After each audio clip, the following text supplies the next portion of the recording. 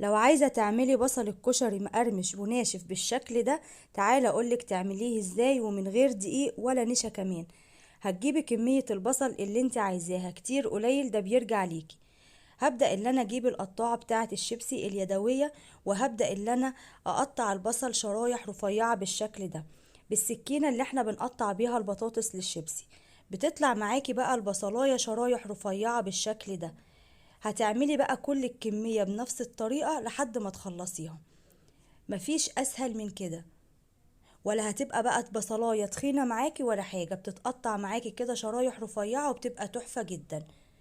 هخلص بقى كده بالجنب برضو لحد ما اخلص البصلاية واخلص الكمية بتاعتي. تعالوا بقى نشوف شكل البصل. شايفين ما شاء الله كله بقى مقاس واحد كده وحجم واحد وكله شرايح رفيعة بالشكل ده.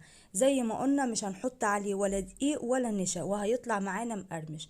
هتجيبي الطاسة بتاعتك وتحطي فيها الزيت وتبدأي اللي انت تسخني الزيت كويس. بعد ما يسخن معاكي تخلي النار وسط علشان ما يتحرقش منك. وتبدأي اللي انت تحطي كمية من البصل وما تحطيش كمية كبيرة على بعضها، علشان يتحمر معاكي وياخد معاكي لون حلو ويطلع كمان بسرعة ما ياخدش وقت معاكي. طول ما انا واقفة ايدي فيه والحروف كده تجيبيها كده تقلبيها على طول علشان ما تتحرقش منك، لحد ما بيوصل معايا للون الذهبي الحلو ده. اول ما بياخد اللون الحلو ده بطلعه على مناديل مطبخ علشان يصفي الزيت الزيادة اللي فيه. هطلع بقى كل الكمية بتاعتي وابدأ احط دور تاني. زي ما انتوا شايفين كده ما بحطش كمية كبيرة على بعضها. هو كده حلو قوي. هبدأ بقى اول ما تحطي البصل تديله تقليبة على طول، وبعد كده من وقت للتاني تقلبيه وتاخدي بالك منه علشان كله يطلع لونه ذهبي وحلو وما يتحرقش منك. هطلع بقى الدور ده واخلص كل الكمية بتاعتي بنفس الطريقة. بعد ما خلصت زي ما انتوا شايفين كده بتسيبيه يهدى شوية من السخونة.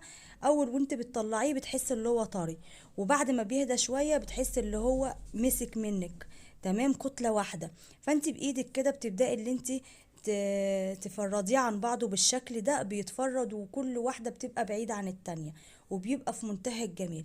هجيب بقى طبق تاني واشيله كده واحطه بعيد عن المناديل عشان المناديل بقى متشربة الزيت الزيادة. تمام، ايه رأيكم بقى في الجمال ده؟ شايفين ما شاء الله لونه تحفة جدا، ومش محروق مني ولا حاجة، وكل واحدة بعيدة عن التانية ومقرمش وناشف وطعمه في منتهى الجمال. من غير بقى ولا دقيق ولا نشا. هتعمليه بأسهل طريقة ومش هياخد منك وقت. جربي البصل للكشر وهينفع لوصفات كتير بالطريقة دي، هيعجبك جدا جدا.